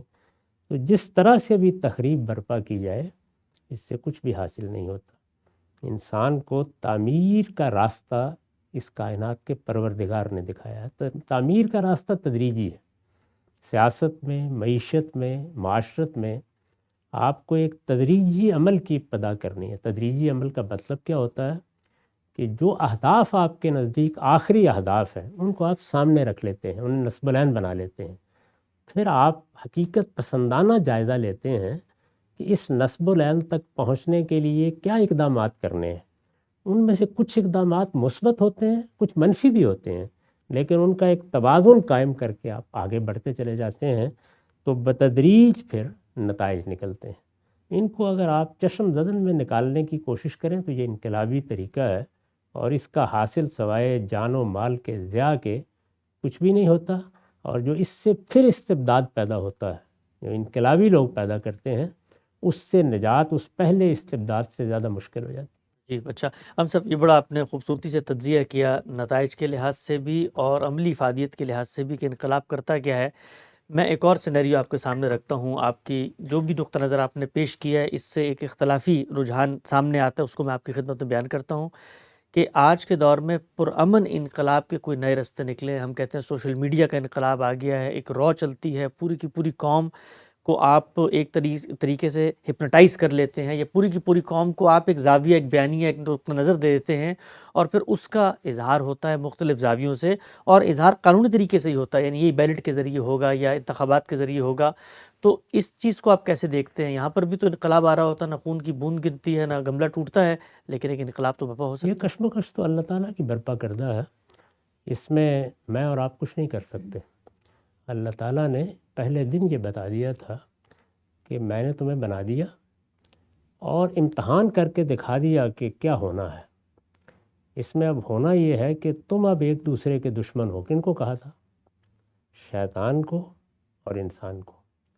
انسان کے اندر ایک جبلت رکھی گئی ہے جو مختلف جبلتوں کی صورت میں ظہور کرتی ہے، اور دوسری جانب اس کے پاس ایک حادثہ اخلاقی ہے. دنیا میں ایسے رہنما اٹھتے رہیں گے کہ جو اس حادثہ اخلاقی کو بنیاد بنا کر لوگوں سے خطاب کریں گے. پیغمبر بھی ایسے ہی کرتے ہیں. پیغمبروں کو دوسروں سے کیا امتیاز حاصل ہے؟ انہیں یہ امتیاز حاصل ہے کہ وہ اخلاقی اقدار پر کوئی مصالحت کرنے کے لیے تیار نہیں ہوتے. یعنی وہی بات جو امرؤ القیس نے کہی تھی کہ وَلَوْ قَطَّعُوا رَأْسِي لَدَيْكَ وَأَوْصَالِي، یہ ممکن ہی نہیں ہے میرے جوڑ بند بھی کاٹ دیے جائیں تو بہرحال میں وہی بات کہوں گا جو مجھے کہنی ہے. پیغمبروں کا اصل کام یہی ہے. تو وہ اخلاقی اقدار کو برتری کی جگہ پر رکھ کر گفتگو کرتے ہیں. مقابل میں کیا ہیں؟ جبلتیں جیسے ہی اخلاق کی وجود پر غلبہ پا لیتی ہیں تو تو اللہ تعالیٰ نے قرآن مجید میں بتا دیا ہے کہ یہ اس سے پہلے ہو نہیں سکتا کہ انسان خدا کی یاد دہانی سے اعراض کر لے. اور وَمَن یعش عن ذکر الرحمن نقید لہ شیطانا، جیسے ہی وہ خدا کی یاد دہانی سے، وہ یاد دہانی جو اندر رکھی گئی ہے جو باہر سے بھی آتی ہے، اس سے اعراض کر لیتا ہے تو کیا ہوگا؟ یعنی اخلاقی وجود نیچے چلا جائے گا اور جبلی تقاضے اوپر آ جائیں گے. یہ جیسے ہی اوپر آتے ہیں تو فرمایا کہ پھر میں تمہیں شیطان کے قبضے میں دے دیتا ہوں. یہ شیاطین کہاں پائے جاتے ہیں؟ من الجنت والناس، انسانوں میں بھی اور جنوں میں بھی. تو وہ اپنا کام شروع کر دیتے ہیں. تو یہ تو وہ ازلی کشمکش ہے جو قیامت تک ایسے ہی جاری رہنی ہے. اس کشمکش کے نتیجے میں لوگوں میں خیالات پیدا ہونے ہیں، افکار نے غلبہ پانا ہے، انہوں نے مذہب، سیاست، اسی طرح سے باقی معاملات میں آراء قائم کرنی ہے، اور بعض اوقات جم غفیر کے جم غفیر اس سے متاثر ہو جانے ہیں. چنانچہ کیا ہم ماضی میں یہ نہیں جانتے کہ اللہ تعالیٰ نے قرآن میں ہمیں یہ بتایا ہے کہ میں نے جب دنیا کی ابتدا کی تو حق تھا، سب لوگ ایک ہی دین پر تھے، کان الناس امۃ واحدہ، کوئی اختلاف نہیں تھا. لیکن پھر کیا ہوا؟ پھر یہی ہوا، یعنی انسان کی جبلتوں نے اس کے حادثہ اخلاقی پر غلبہ پا لیا. حادثہ اخلاقی ہو یا حادثہ عقلی ہو، جیسے ہی اس پر غلبہ حاصل ہو جاتا ہے تو پھر شیطان کے قبضے میں چلا جاتا ہے. 3,000 سال کی تاریخ سے ہم واقف ہیں، جو شرک کے سیاسی غلبے کی تاریخ، شرک کے سیاسی غلبے کی، یعنی لوگوں کا بہت بڑی تعداد میں کسی کے سحر میں اسیر ہو جانا، کسی کے پیچھے چل نکلنا، کسی پروپیگنڈے کے زیر اثر ایک ہی طریقے سے سوچنے لگ جانا، انہی چیزوں کے لیے ان کے دلوں میں بے پناہ محبت پیدا ہو جانا. اس کے بغیر آپ کے خیال میں یہ سیاسی غلبہ عالمی سطح پر حاصل ہو گیا تھا؟ یہ 3,500 سال تک رہا ہے. اس کے مقابل میں قرآن بتاتا ہے تمام پیغمبروں نے شکست کھائی، تمام پیغمبر، یعنی کوئی ایک پیغمبر بھی کامیابی حاصل نہیں کر سکا. اور اس برے طریقے سے شکست ہوئی ہے کہ ذرا پڑھیے قرآن مجید میں، یعنی پوری بستی میں سے لوط کے ساتھ کتنے لوگ نکلے تھے علیہ السلام؟ شعیب، پڑھیے نا، بتائیے. صالح، 2 4 آدمی بھی نہیں تھے پوری بستی میں سے. قرآن تصویر کھینچ کے بتاتا ہے بیوی بھی نہیں تھی، اللہ وجوزاً بیان کیا نا قرآن نے. تو یہ کیا چیز ہے؟ اس وجہ سے یہ تو ہونا ہے، یعنی اس کے بارے میں ہم کوئی بات نہیں کر سکتے سوائے اس کے کہ وہ لوگ جن کو اللہ بصیرت دے وہ ان نتائج پر کوئی نگاہ نہ رکھے. اگر 3,000 سال تک شرک کا سیاسی غلبہ دنیا میں قائم رہا اور پیغمبر توحید کی بات کرتے رہے جبکہ کوئی سننے کے لیے تیار نہیں تھا، کوئی فرق نہیں پڑتا اس سے. اور اب جس طرح کے مذہبی لحاظ سے دیکھیں تو میں یہ بتا رہا ہوں نا کہ رسالت مآب صلی اللہ علیہ وسلم کی بعثت کے 1,000 سال بعد جب مسلمانوں کا یا توحید کا کہیے سیاسی غلبہ ختم ہونا شروع ہو گیا تو پھر آہستہ آہستہ الحاد غلبہ حاصل ہونا شروع ہوا ہے. ہم دور الحاد میں جی رہے ہیں. اب یہ اسی طرح کا غلبہ ممکن ہے جیسا شرک کو کبھی حاصل ہوا تو ہو جائے، اور اس میں یہ میڈیا اور یہ جدید ذرائع غیر معمولی کردار ادا کر رہے ہیں. اس کا ظہور سیاسی اقدار میں بھی ہوگا، قوموں میں بھی ہوگا، ملکوں میں بھی ہوگا، اور ایسا پاپولزم وجود میں آئے گا جو بہا لے جائے گا لوگوں کو. کیا کرنا ہے اس میں؟ وہی کرنا ہے جو پیغمبروں نے شرک کے دور میں کیا تھا. ہمارے پاس تو کوئی راستہ اس کے سوا نہیں ہے. وہ کرتے رہیں گے اور اس میں یہی بتائیں گے کہ اگر کسی نے اعلیٰ اخلاقی اقدار کی بنیاد پر جد و جہد کرنی ہے، خواہ وہ مذہب کے لیے کرنی ہو، خواہ سیاسی نتائج کے لیے کرنی ہو، اعلیٰ اقدار کے لیے، تو اس کے لیے تدریج کے سوا کوئی راستہ نہیں ہے. اس میں انقلابی نعرے نہیں لگائے جاتے، پیغمبروں نے بھی کبھی نہیں لگائے. اچھا، نقطہ واضح ہو گیا. 2 سوال آخری آپ کی خدمت میں ہے. یہ بتائیے کہ جب آپ کہتے ہیں تدریج کے ساتھ معاملہ کرنا، ظاہری بات ہے ایک زمین ہے اس کو ہموار کرنا ہے، صحیح موسم میں اس پہ بیج ڈالنا ہے، تب برگوبار آئیں گے. تو اس سب میں تو آپ نے آندھیوں سے، طوفانوں سے، سیلابوں سے کمپرومائز بھی تو کرنا ہے، تبھی تو آگے بڑھیں گے. تو کمپرومائز کا جو رستہ ہے وہ کیسے آپ کر سکتے ہیں اپنے اخلاقی وجود کو پاکیزہ رکھتے ہوئے؟ اس لیے کہ کمپرومائز تو اپنی ایک قیمت مانگتا ہے. تو تدریج کا یہ عمل کمپرومائز کے بغیر ممکن نہیں ہے، اور کمپرومائز اخلاقیات کو دامن سے دھلے بغیر ممکن نہیں. کمپرومائز ایک لمحے کے لیے بھی کسی اخلاقی وجود کی پاسداری کرنے والے شخص کو نہیں کرنا ہوتا. کمپرومائز کیوں کرنا؟ اعراض کیا جاتا ہے. اس کی دعوت دی ہے قرآن نے، رسالت میں آپ صلی اللہ علیہ وسلم کو کہا ہے، پیغمبروں کو کہا ہے، اعراض کر لیا جاتا ہے۔ یعنی بعض وہ چیزیں جو ہماری محبت کا مرجع ہوتی ہیں، جو ہم چاہتے ہیں کہ ہو یا دنیا میں ہو رہی ہوتی ہیں اور وہ اچھی نہیں لگتی ہمیں، یعنی وہ ہماری محبت کا مرجع بھی ہو سکتی ہیں، نفرت کا بھی، ان سے اعراض کر لیا جاتا ہے بس، اور کچھ نہیں۔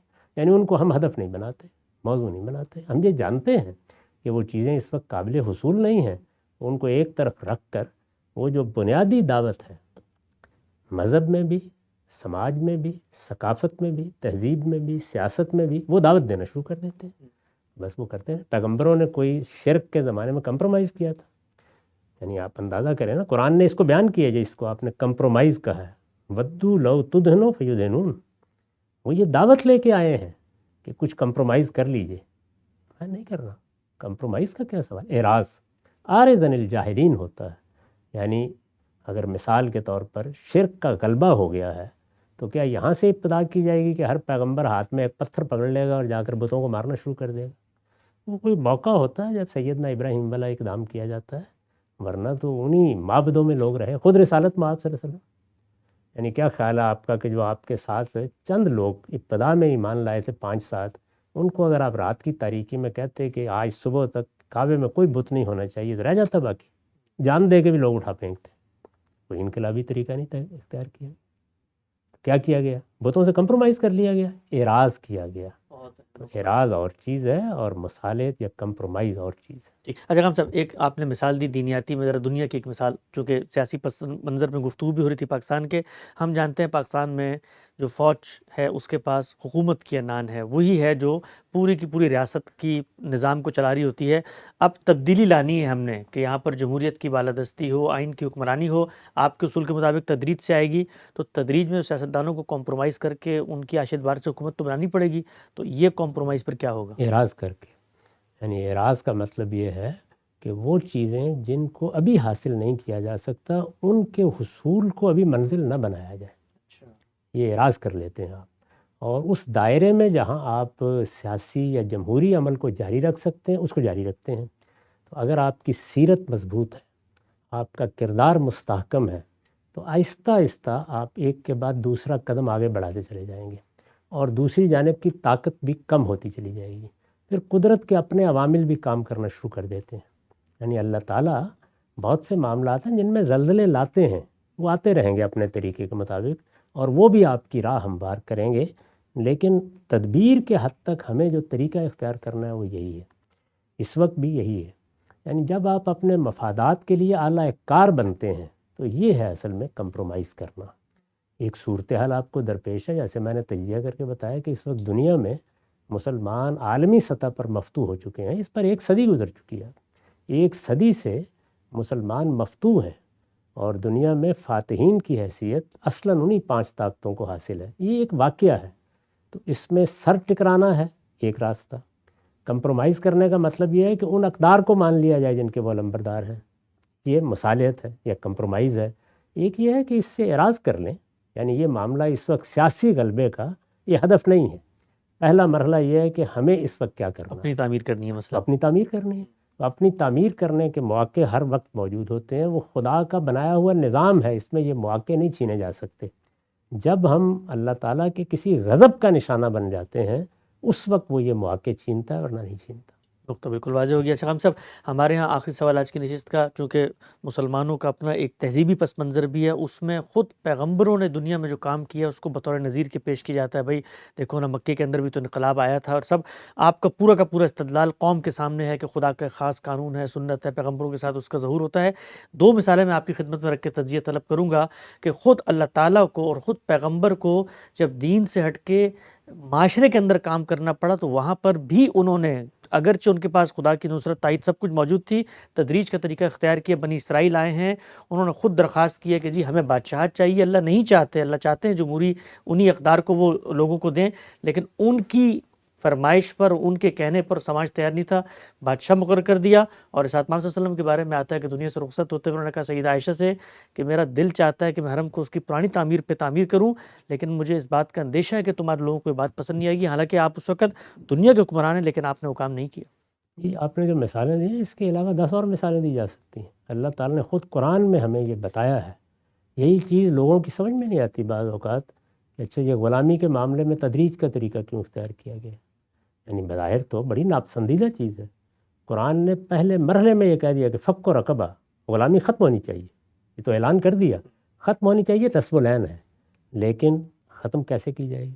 ایک چیز سماجی نظم کا حصہ بن چکی، دنیا کی معیشت اس کے اوپر کھڑی ہے، ساری دنیا میں ایک چیز کو اصول کے طور پر قبول کر لیا گیا ہے، اب اس سے نجات پانی ہے تو تدریجی طریقہ ہی اختیار کیا جائے. بادشاہت جیسے کہ دیکھیے خود اللہ تعالیٰ نے بنی اسرائیل کو وہاں سے اٹھایا، فلسطین میں لائے، اپنی مدد فراہم کی، اور اس کے بعد سیدنا موسیٰ کے جو دونوں خلفاء ہیں، یوشع بن نون بھی اور کالب یفنہ، دونوں کو اللہ تعالیٰ نے برتری بھی عطا کی، لیکن نظم اس سطح پر نہیں پہنچا. ابھی بنی اسرائیل کا سیاسی شعور بھی نہیں ہے، تو تھوڑے عرصے کے بعد یہ اندازہ ہو گیا کہ انہی کی بات ماننی پڑے گی. اس کے بعد وہ مکالمہ موجود ہے جس میں اللہ تعالیٰ نے یہ بتایا ہے، وہ بائبل میں ہے کہ بادشاہت نہیں ہونی چاہیے، یہ تمہارے لیے بڑی نقصان دہ چیز ہے. لیکن جب یہ معلوم ہو گیا کہ سیاسی شعور اس سطح پر نہیں ہے تو بادشاہت قائم کر دی گئی، اور اللہ تعالیٰ نے اپنے فیصلے سے قائم کی. لوگ کہتے ہیں معاویہ رضی اللہ عنہ نے کی، میں کہتا ہوں ان سے پہلے خود خدا نے کی. حالات کا ادراک ہے نا یہ. تو سیاسی معاملات میں یہ ناگزیر ہوتا ہے کہ آپ ایک تدریج کے ساتھ اپنا نصب العین سامنے رکھیں گے اور بتدریج وہ اقدامات کرتے چلے جائیں گے جس میں آپ منزل تک پہنچ سکیں. بعض اوقات وہ منزل 100 سال میں آ جاتی ہے اور بعض اوقات کئی ہزار سال میں آتی ہے. سیاسی، سماجی، تہذیبی معاملات ایسے ہی ہوتے ہیں. لیکن اس کا یہ مطلب نہیں ہوتا کہ آپ آخری منزل پر نہیں پہنچے تو کوئی خیر بھی پیدا نہیں ہوا. اگر آپ صحیح جدوجہد کر رہے ہیں تو اس میں جو کچھ خیر اس زمانے میں پیدا ہونا ہوتا ہے وہ ہو جاتا ہے.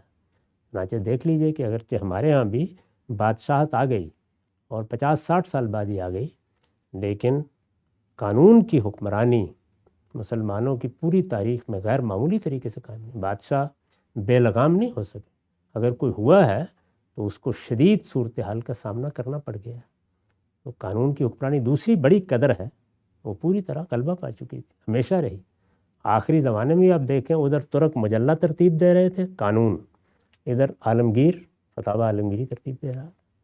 یعنی قانون کی جو گرفت قائم کر دی گئی تھی وہ آخر تک ختم نہیں.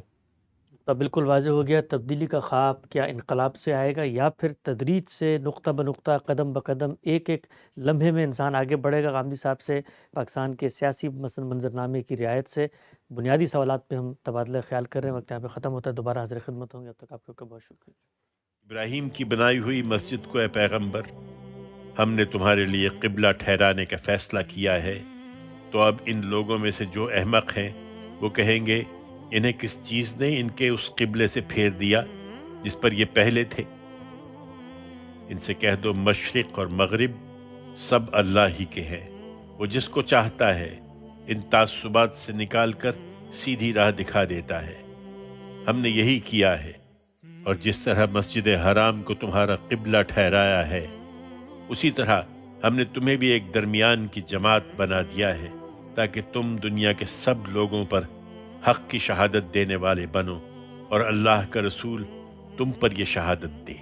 اور اس سے پہلے اے پیغمبر جس قبلے پر تم تھے اسے تو ہم نے صرف یہ دیکھنے کے لیے ٹھہرایا تھا کہ کون رسول کی پیروی کرتا ہے اور کون الٹے پاؤں پھر جاتا ہے. اس میں شبہ نہیں کہ یہ ایک بھاری بات تھی، مگر ان کے لیے نہیں جنہیں اللہ ہدایت سے بہرہ یاب کرے. اور اللہ ایسا نہیں ہے کہ اس طرح کی آزمائش سے وہ تم لوگوں کے ایمان کو ضائع کرنا چاہے. اللہ تو لوگوں کے لیے بڑا مہربان ہے، سراسر رحمت ہے. Welcome to the Ghamidi Center of Islamic Learning's comprehensive course, Belief in God. My name is Dr. Shahzad Salim, and I serve as a research fellow at the Ghamidi Center, which is an initiative of Al-Mawrid US. This course is designed to deepen your understanding of the fundamental tenets surrounding the existence and comprehension of God. Rooted in the Quran, collective human wisdom and history, this course is a journey that unfolds in two pivotal sections. In section 1, we embark on a profound exploration of the existence of God. Through the lenses of intuitive, intellectual, and historical evidence, we delve into the multifaceted aspects that affirm the presence of God. Section 2, entitled Comprehension of God, takes us on a nuanced journey through the understanding of the Almighty, unpacking the concepts of being, attributes, and dealings and practices. We navigate through the intricacies of divine tests, guidance, directives beyond human capacity, the rise and fall of nations, divine help, remorse and repentance, as well as the concept of reward and punishment. Throughout the course, we not only try to present compelling arguments for God's existence, but also offer thoughtful insights on the comprehension of the scheme of God. Grounded in the wisdom of intellect and Islam, this course is designed with the aim to enrich participants' understanding of the Almighty, fostering a deeper connection with faith. Join us on this intellectual voyage as we unravel the profound intricacies of belief in God together.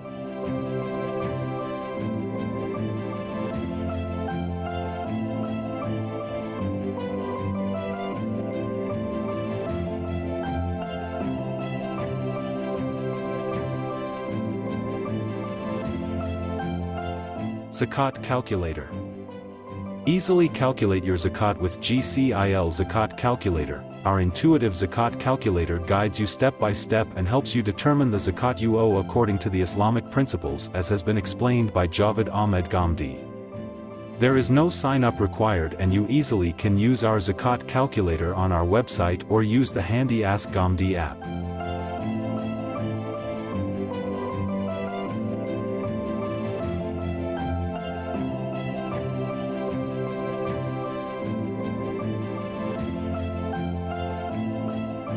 Membership Program.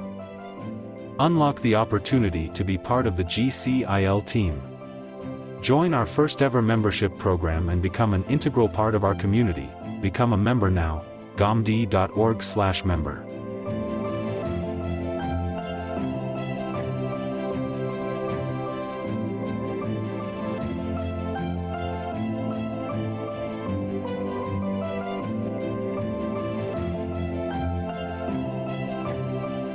Sponsor dubbing. Support the English dubbing of our episode through cutting-edge AI technology. Join us in transforming our Urdu content into English, enabling a broader audience, particularly the younger English-speaking generation, to access valuable teachings of Islamic education. ghamidi.org/sponsor.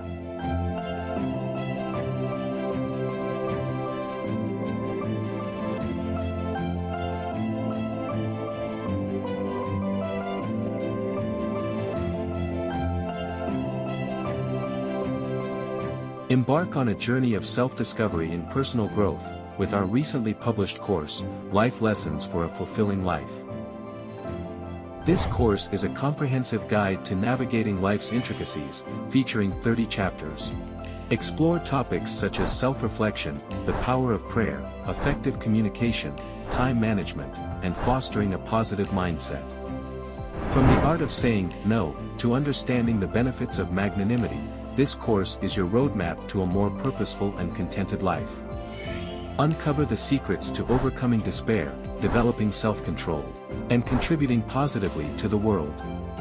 Whether you're seeking balance, better relationships, or personal fulfillment, this course is your key to unlocking a more enlightened and meaningful existence. Join us on this enlightening journey. Enroll now and discover the transformative wisdom and lesson of this course. Sponsor English closed captioning through your donation to enhance inclusivity and accessibility. Your support ensures that individuals with hearing impairments can enjoy content, aligning with legal requirements and promoting a commitment to diversity. Contribute to breaking communication barriers and make a positive impact by fostering inclusiveness in the content you sponsor. The primary goal is to make the content accessible to those who aren't proficient in Urdu. Additionally, we aim to provide value to individuals with hearing impairments who may also benefit from the content. ghamidi.org/sponsor.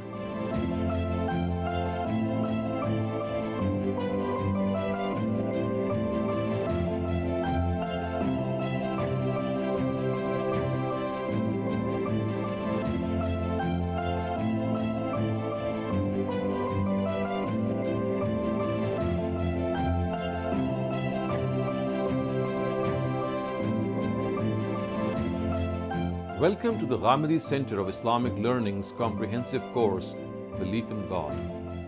My name is Dr. Shahzad Salim, and I serve as a research fellow at the Ghamidi Center, which is an initiative of Al-Mawrid US.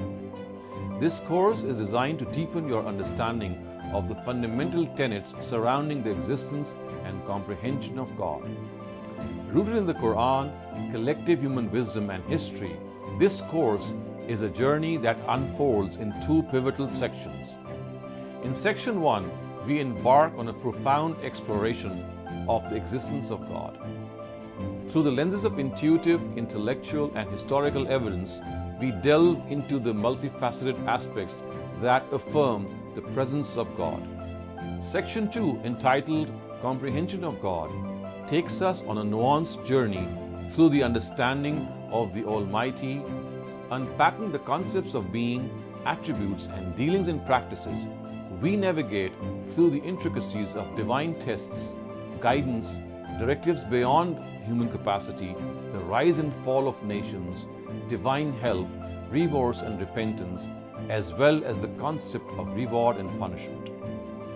Throughout the course, we not only try to present compelling arguments for God's existence, but also offer thoughtful insights on the comprehension of the scheme of God. Grounded in the wisdom of intellect and Islam, this course is designed with the aim to enrich participants' understanding of the Almighty, fostering a deeper connection with faith. Join us on this intellectual voyage as we unravel the profound intricacies of belief in God together. Membership Program. Unlock the opportunity to be part of the GCIL team. Join our first ever membership program and become an integral part of our community. Become a member now. ghamidi.org/member.